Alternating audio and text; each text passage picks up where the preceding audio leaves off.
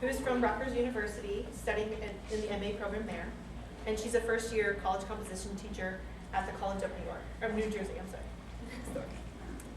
And she will be presenting a paper called Recovering the Inner Child, Adults Reading Harry Potter. Am I supposed to do each of you? I think they did them all at the beginning. Yeah, right? Yeah, Okay. that's what I Remember her thought. paper title. Julia, her last name is Inoviwat, which I pronounced in kind of, practice. Love it. Got it right first time, that's what Jessica told me. She teaches here at UNC Charlotte, and she has finished her MA English in 2007 from UNC Charlotte. She's a writing instructor here. I guess many of you know her. I've not had the pleasure to meet her until today, so glad to have done it. She's going to be reading to you a paper called Identifying with the Four Founders, What We Want to See in Ourselves and What We See in Others. And we also have Dr. Ann Collins Smith from Stephen F. Austin State University. She has a PhD in philosophy, and she teaches a class that's philosophy and Harry Potter together, which is very exciting for her. And her students really enjoy that. And she'll be presenting the paper, A Man Whose Name Really Shouldn't Be Albus, Kant's Notion of Free Play in the Ministry of Magic's Hacienda.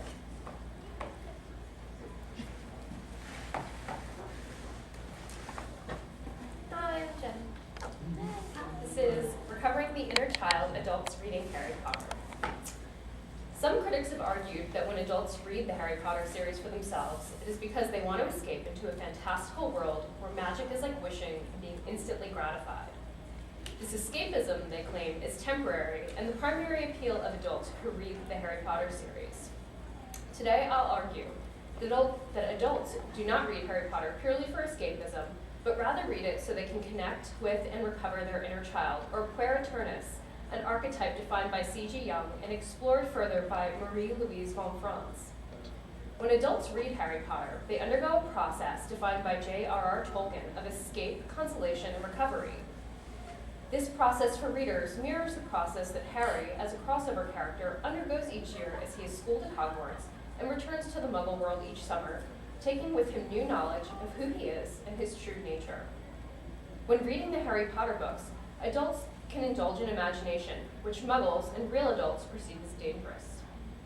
Imagination manifests in the form of magic in the world of Harry Potter, a powerful tool that lets characters see things they might not otherwise in their busy adult lives.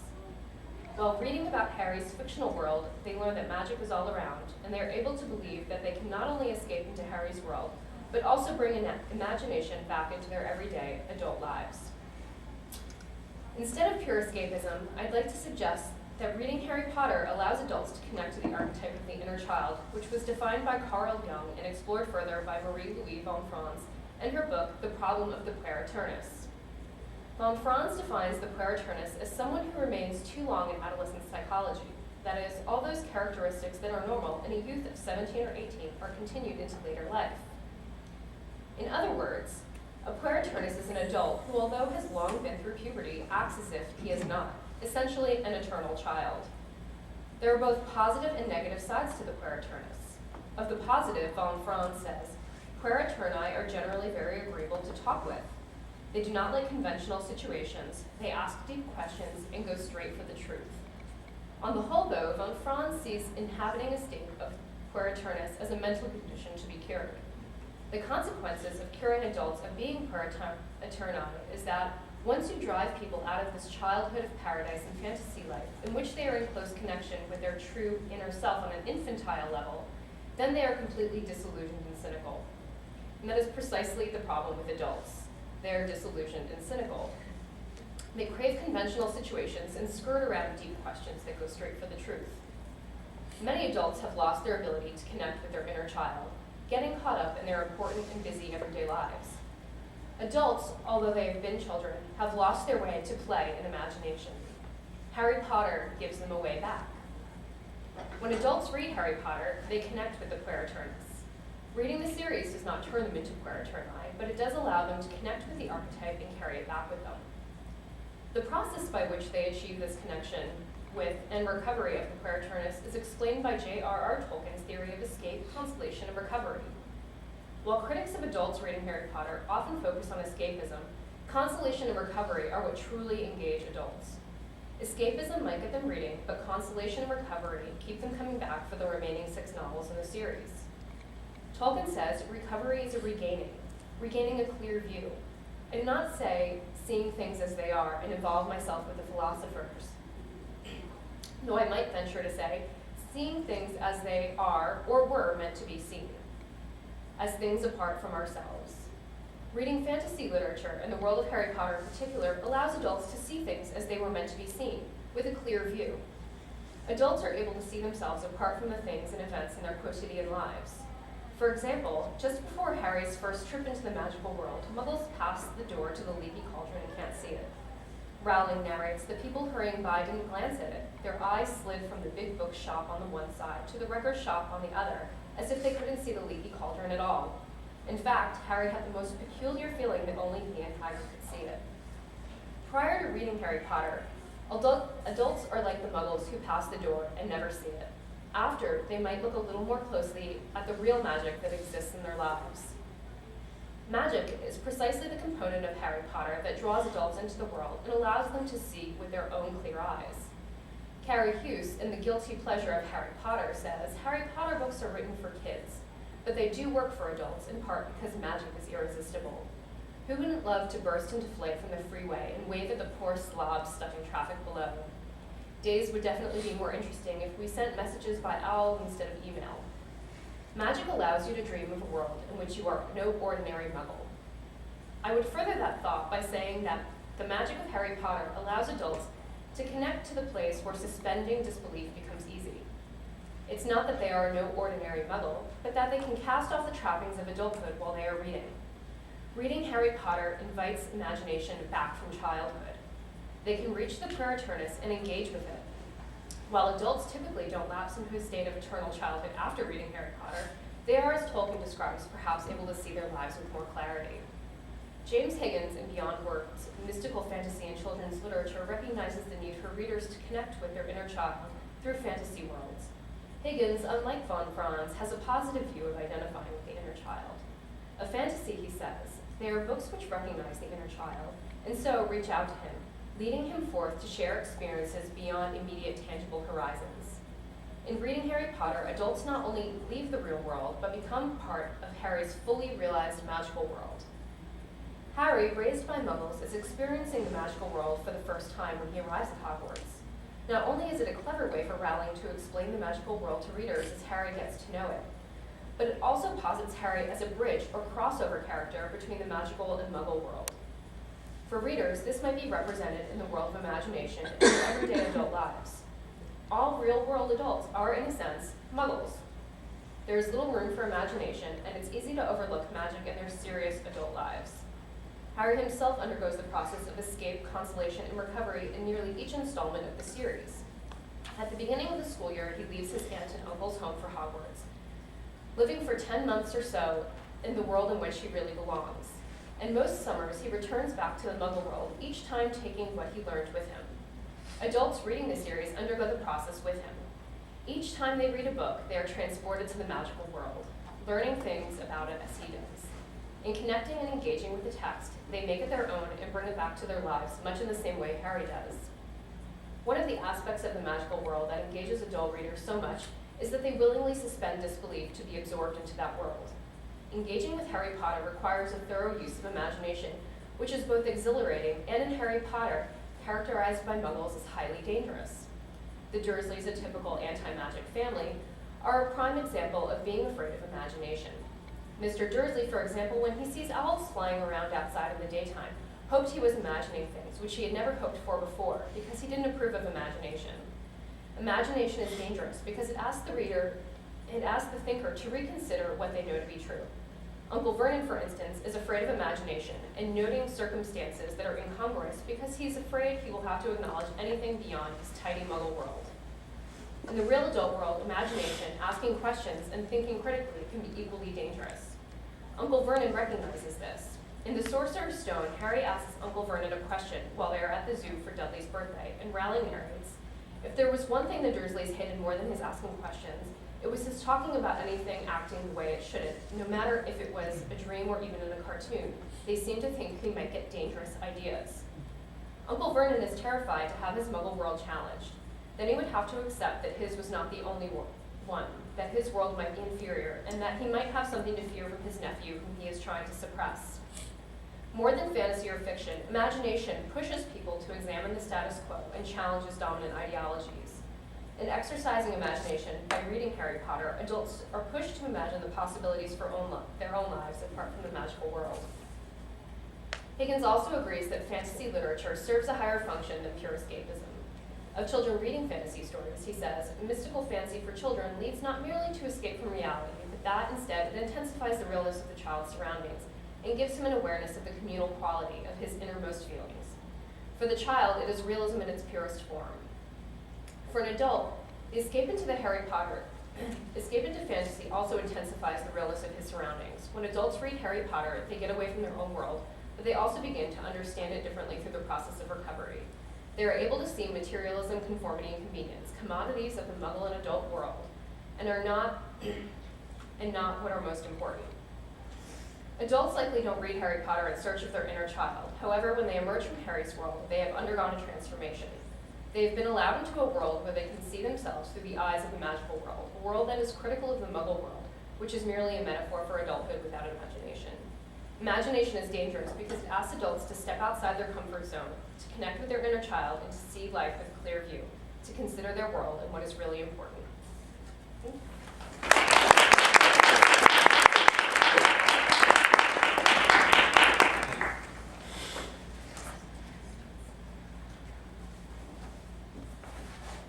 Identifying with the four founders, what we want to see in ourselves and what we see in others. I am a Gryffindor. Why am I a Gryffindor and not a Slytherin? I am a leader, resourceful, and have ambition. Ravenclaw. I am intelligent, creative, and value learning. Hufflepuff. I value hard work, fairness, and get along well with everyone.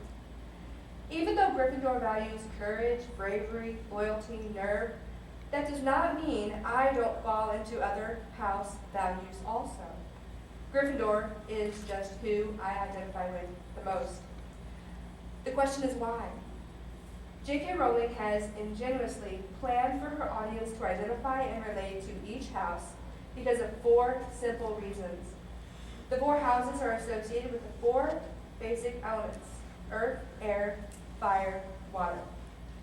To understand the four founders, Rowling has incorporated the four elements within the framing of the four houses.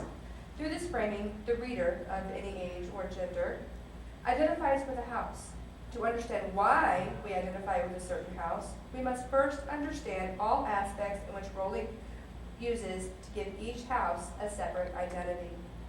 Readers want and do associate themselves with a specific house based on several factors: characteristics, values, recognition, and fulfillment.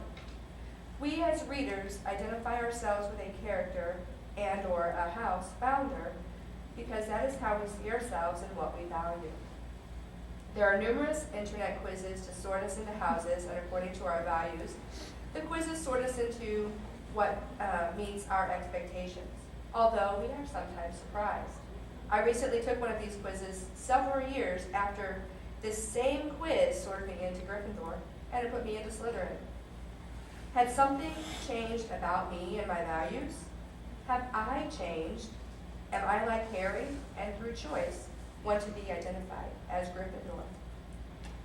A metaphor is a comparison, and we use the house system to metaphorically identify ourselves as we wish to be, again, through my choices, am I Harry? An allegory is a representation of an abstract or spiritual meaning through concrete or material forms. The allegory of the four founders is made concrete, or quite plausible, by the readers identifying with one of the four founders, thus their values are our values.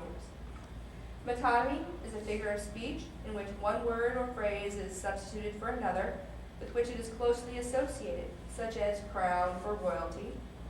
In Harry Potter terms, this could mean to be a Gryffindor is bravery and courage, or me as Gryffindor. The meanings of the houses take on meaning of their own. The reader identifies with a character and house and can identify others as well. The four founders of Hogwarts School of Witchcraft and Wizardry are Godric Gryffindor, Helga Hufflepuff, Ravenclaw, and Salazar Slytherin. Rowling has used the house system to add realism to the story by emulating the house system of English boarding schools using dormitories, head boy and girl, and prefects. Each founder developed their own specific criteria to be accepted into their respective houses, and before they died, created a magical sorting hat that could remember these values. Even though the sorting hat is the ultimate determiner, a student's resolve has some effect over providence. To understand the four founders, Rowling has incorporated the four elements within the framing of the four houses.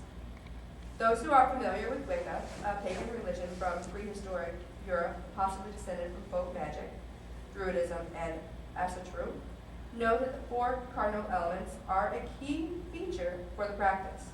All four elements, earth, air, fire, and water, are needed to achieve strong ties to the magical world. Rowling incorporates these four elements with the four houses, metaphorically connecting the houses as being strong only when they work together. Gryffindor is associated with fire, Hufflepuff with earth, Ravenclaw, air, and Slytherin, water. The Gryffindor house is named after founder Godric Gryffindor. A griffin, quote, the sworn enemy of the snake, end quote, Randall II, is a mythological creature comprised of a lion's body and head with wings of an eagle. Both of these creatures are majestic. The lion is considered the king of beasts and is the emblem for this house. The bald eagle is the national bird in the United States and is the king of the air. Gryffindor values chivalry, courage, and boldness, and most of the students who are in Gryffindor House are currently, or will throughout the series, metaphorically emulate those values. You might belong in Gryffindor, what dwell the brave at heart. Their daring nerve and chivalry set Gryffindors apart. Philosopher's Stone. Since Harry is the protagonist for the story and was selected for Gryffindor, even though the sorting hat considered him for Slytherin, both Harry and Gryffindor are symbolized as honorable and the house to be in. Other notable Gryffindors that readers respect are the whole Weasley family, Hermione, the sorting hat considered her for Ravenclaw, but she had fixed her mind on Gryffindor beforehand. Neville Longbottom, though not courageous in the beginning, he would have done well in Hufflepuff according to the sorting hat. Sirius Black, all his other family members had been in Slytherin. And Albus Dumbledore, his magic of choice is fire.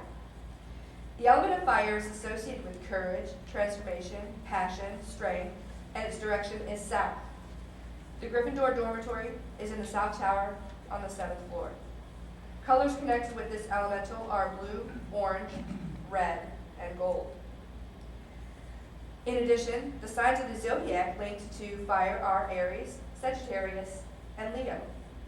It makes sense that this elemental be associated with this house, as the attributes are what Godric prizes in his students. It is equally important that Harry, as hero and the chosen one, is associated with this house, as he is a Leo, as is Neville, the one Voldemort passed over. Both were born at the end of July. My birthday is July 25th. I am a Leo. I am Gryffindor. Helga Hufflepuff is the founder of the most inclusive house in Hogwarts.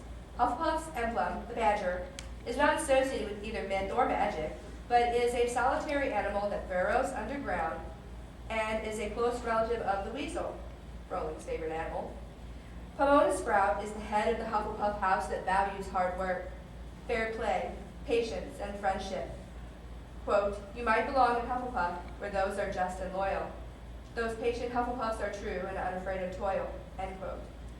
Philosopher's Stone, rather than a particular talent in magic or ancestry.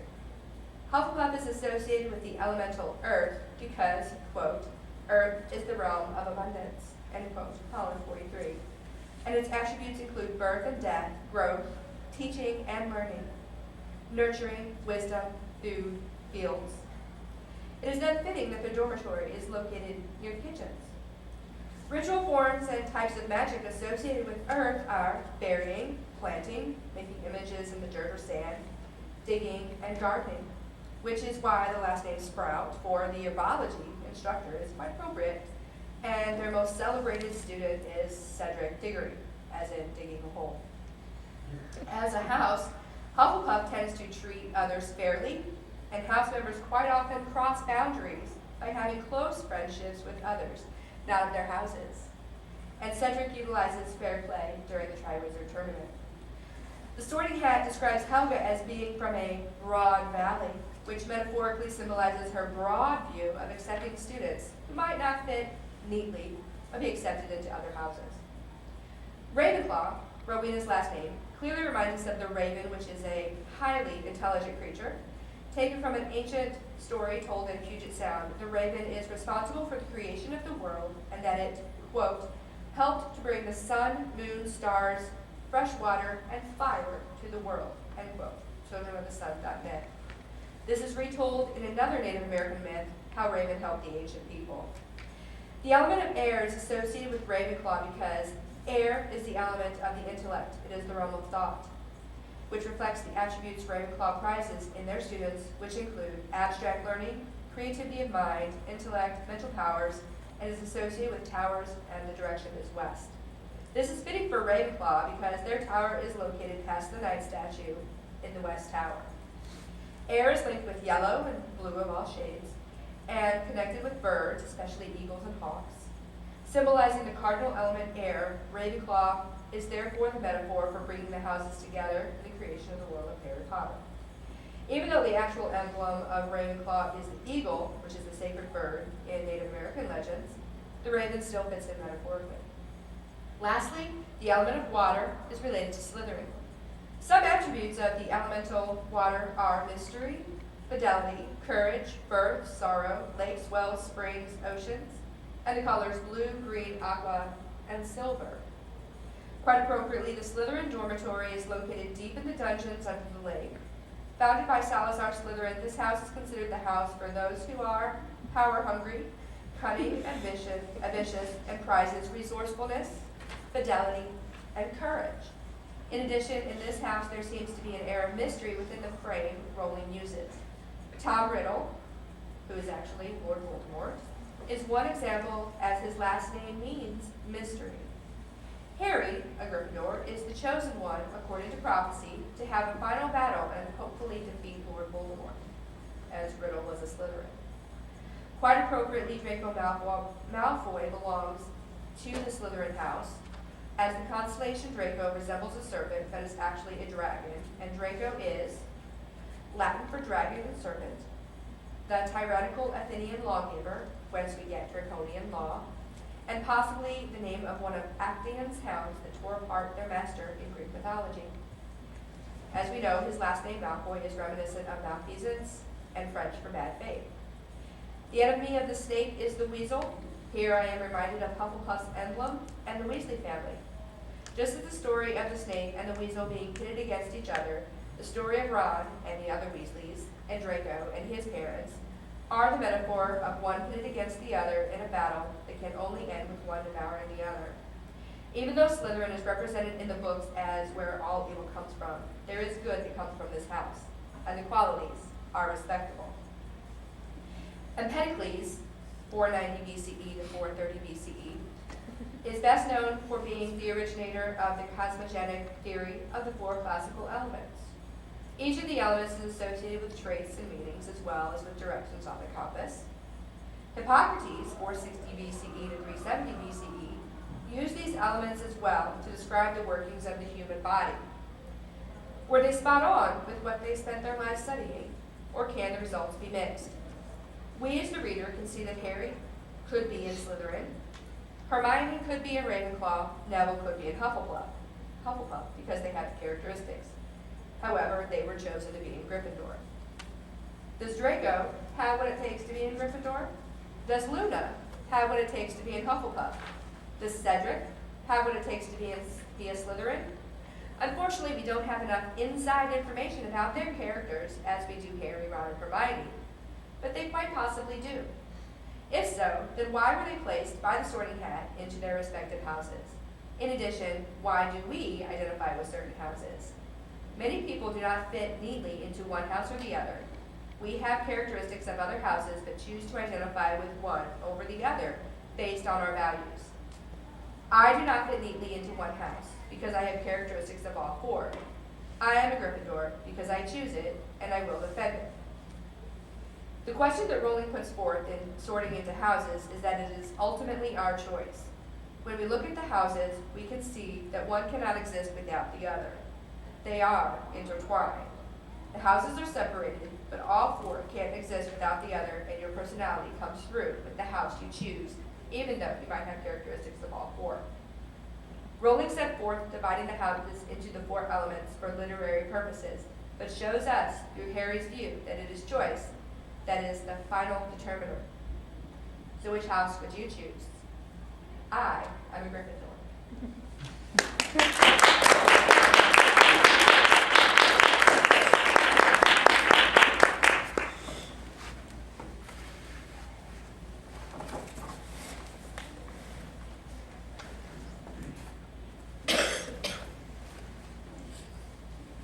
I just wanted to warn y'all at the beginning that there will be a tiny bit of audience participation, but I'm not going to make you sing along. Here you go. Not mine, I'm not used to it. Immanuel Kant is one of the most important philosophical figures in the history of Western civilization. In support of this claim, I submit to you the evidence that he is the first philosopher named and described in Monty Python's Philosopher's Song. While Kant is perhaps best remembered for his synthetic a priori judgments or his categorical imperative, his work on aesthetics has also been highly influential, and recent scholarship has come to interpret it as the linchpin of his architectonic, which I'm not going to go there. Now, I could stand here and go into lots of technical detail about how exactly Kant explains what goes on in our minds when we have an experience of something beautiful. Or I could play you some Wizard Rock. Wizard Rock is pop music about Harry Potter. Anyone have a preference? Okay. This is a clip from the song Ascendio by the very popular Wizard Rock group Ministry of Magic, whose parents, I believe, listened to an awful lot of synth pop when their kids were in the womb. It is the fourth song on their blockbuster album, the Tri-Wizard LP. Be warned, it's a tad bit emo.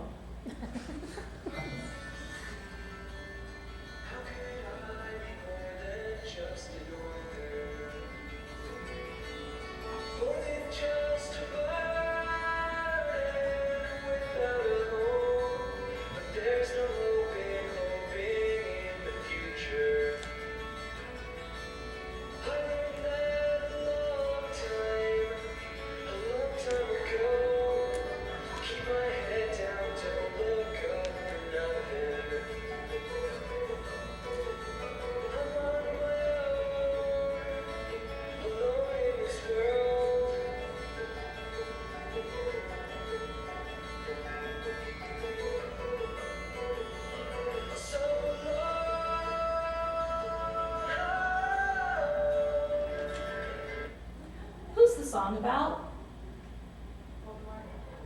Oh, you knew. You looked ahead. Oh. Who does it sound like it's supposed to be about?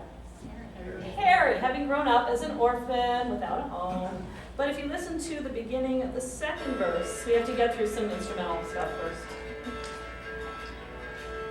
Just when you think you're going to get the verse, they change the key again and then they come back.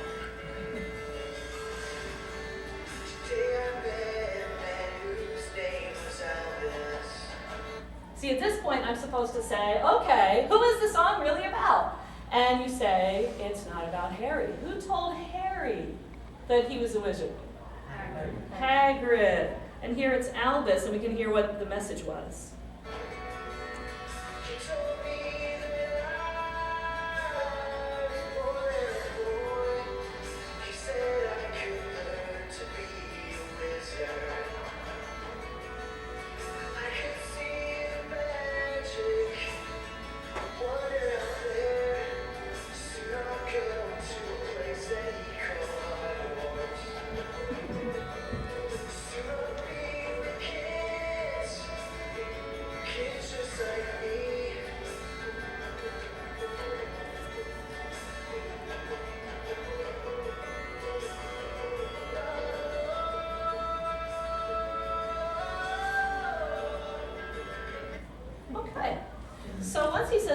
whose name was Albus, it casts a different light on the lyrics. This is especially effective if you're like me and most people I know.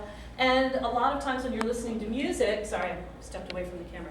A lot of times when you're listening to music, you're not really listening to it. You have it on in the background, and after you've heard it a few times, you begin singing along. Who is this man whose name is Elvis?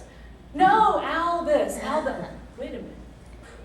So, the first time I made that connection, the effect was that I went back and listened to the song again and thought, okay, how can I be more than just an orphan? Well, that's Tom Riddle. I've given up hope. Okay, that's Tom Riddle. But then, I could be a wizard. Well, that's Tom Riddle. Soon I'll go to a place that he called Hogwarts, and I'll be with kids just like me. Now, we tend to associate that automatically with Harry and say, well, that means it can't be Tom. Why doesn't Tom like the other children in the orphanage? They're not like him. They're not like him. He wants to be with people who are like him. He wants to surround himself with people he can respect, people who are his peers. As the song continues, and it's a very long song, and it really is all that slow, so I'm not going to play the whole thing. The narrator sings about he's going to be a hero, the one to save the world. Well, of course, Tom Riddle's a villain, but from Tom Riddle's perspective, he's the hero. He's saving the wizarding world from its disastrous policies of Muggle tolerance and its contamination by Muggleborns and blood traitors. The narrator of the song also describes himself as the boy who lived. Well, baby Harry did survive when his mother died. So did baby Tom Riddle. Moreover, more than Harry, Tom wants to go on being a boy who lives. He doesn't ever want to die. He's much more attached to living and afraid of dying than Harry ever was. If you listen to the entire song, you can actually feel your mind bouncing back and forth between two possible interpretations of every line. The one that initially seemed obvious, in which you interpret Harry as the world-saving hero, and the one that applies just as well to Tom Riddle. What I've described going on inside your mind is exactly what Immanuel Kant describes as an aesthetic experience. According to his famously difficult epistemology, in order for you to know what you're looking at, your imagination, for him this is not imagination in the sense that we use it now. This is more like what the medieval people would call the sensus communis. For Kant, your imagination is that part of your mind that coordinates your sensory experience, and then your understanding interacts with your imagination so that you can apply a concept. You can assign a definition to what you're looking at. So your imagination, your senses take in maybe brown, fuzzy, running in circles, smelling like a skunk, and your understanding comes in and says, yes, that's Fido capering around the backyard after meeting a skunk. Okay? So you have all these different perceptions, your imagination coordinates them, and your understanding puts its concept to it. When you have an aesthetic experience, an experience of something beautiful, your imagination presents, this experience, and your understanding says, well, it means this. Wait, no, it doesn't. And so your imagination goes back and pulls out another piece of it and says, what about this? And your understanding says, yeah, it could be that. And they go back and forth. Burnham, one of the Kant scholars I looked at, explains this as the understanding, the imagination, each furthers or quickens the other in a kind of self-contained and self-perpetuating cascade of thought and feeling. The state of mind that results from the free play of the faculties, as Kant calls it, is non-conceptual and pleasurable. This pleasurable, non-conceptual state of mind is precisely what we're describing when we say that an object is beautiful, which is why this is one of the very few areas in which Kant actually influenced postmodernism, because he locates beauty in the reaction of the audience and not in a quality belonging specifically, objectively to the object. This is, of course, exactly the state of mind that results from listening to the version of Ascendio from the Tri-Wizard LP by Ministry of Magic. I'd like to offer you a very short clip from another version of the song. As I said, Ministry of Magic have this very synth-pop sound, and being hugely popular, they released an album called Acoustiatus, which is unplugged. Basically, it's all, it's not an electric guitar, it's a regular guitar, and so on and so forth. It's their acoustic album. And they re-performed Escendio for this. You don't want to hear the whole thing.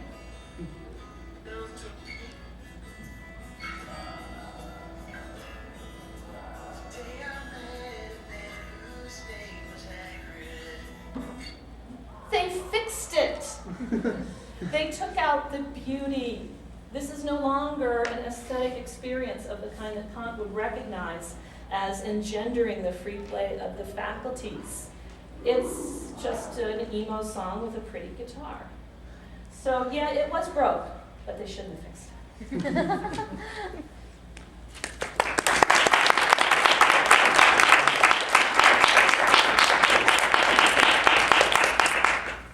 What a great array. So now it's Q&A time. So who has a question for whom? What are you guys thinking about? Okay, I'm curious because I'm a Slytherin. Have you taken the Sword and Cat for Pottermore yet? Or I haven't got into Pottermore yet, Okay. unfortunately, so I'm not going to get into Pottermore until whatever. Yeah, today.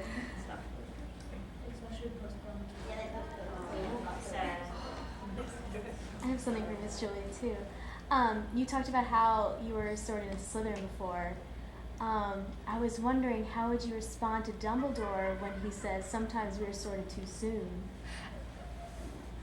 I would agree Mm-hmm. that sometimes we are, because the one that I took was the one that Michael had us do, and that was several years ago that I did it, and then I decided just out of curiosity, probably about 4 months ago, to do it again, and I was like, what? It surprised me so much. I was like, well, maybe I was sorted too soon, but I am Gryffindor.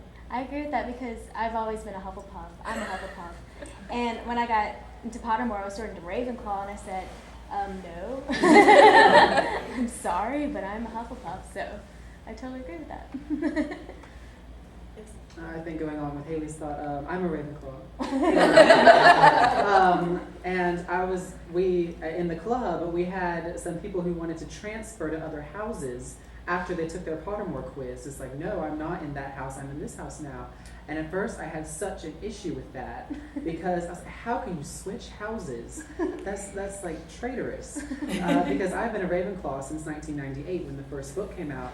And it just the thought of like switching, but then when I thought about it, it's like the mentality of an 8-year-old compared to now being 21, just deciding that, am I the same person that I've been through my whole life, and it's not fair of me to say that, no, you can't change and you can't be different. So the sorting too soon thing goes along with that, because you change as a person over time, so it's like, yes, you have your house, but it doesn't mean that you're there forever.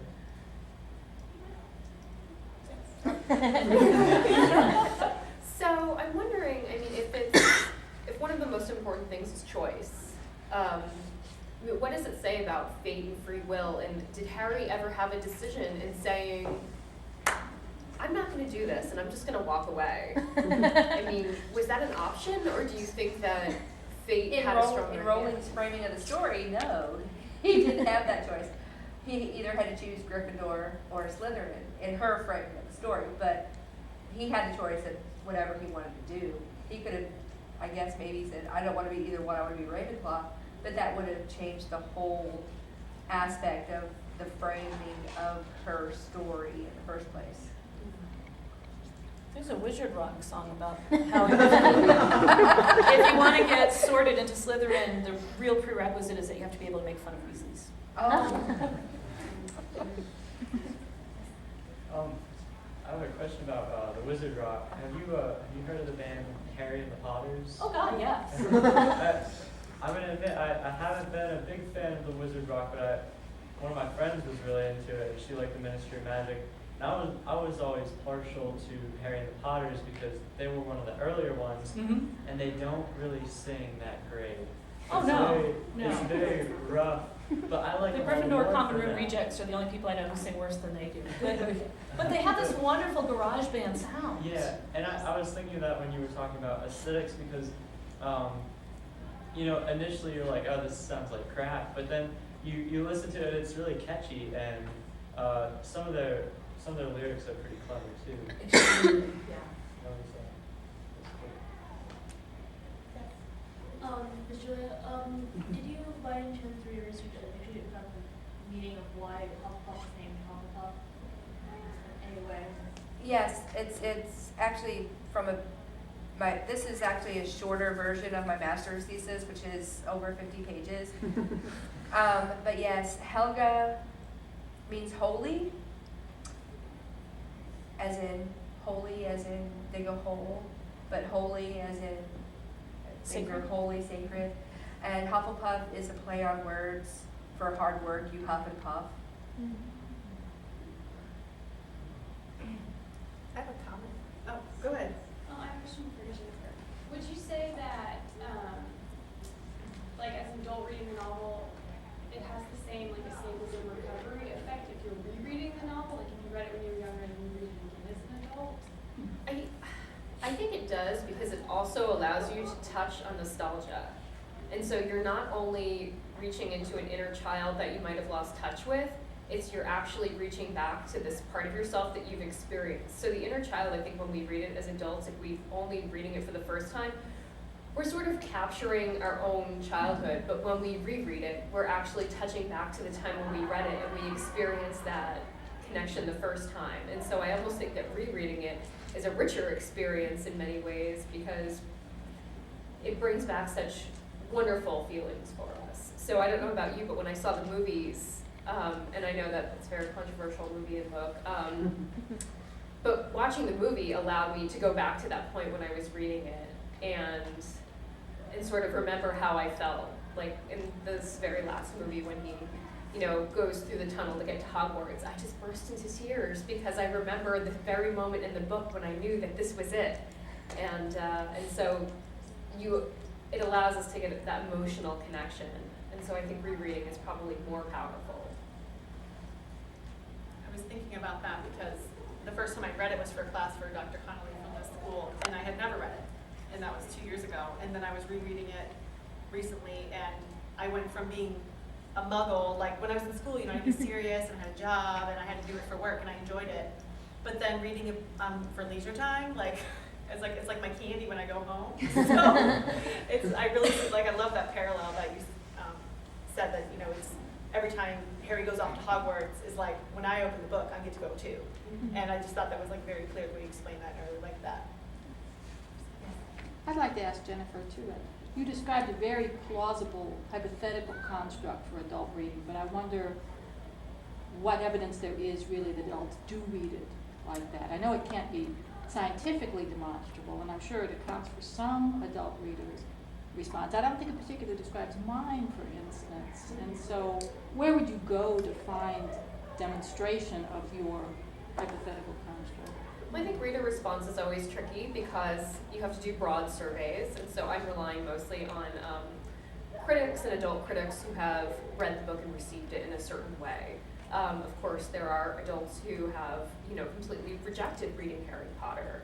So I think that if you were to do a more scientific study of it, there would have to be a much larger survey taken. And I'm really relying on critical response. So these are adults who are already engaged with it for a certain reason. Yes. I love the ladies Wizard Rock. That was just fantastic. My Harry Potter class just had Wizard Rock night, and we went through the different songs and wrote them out. And I wish I'd heard your paper before we did that.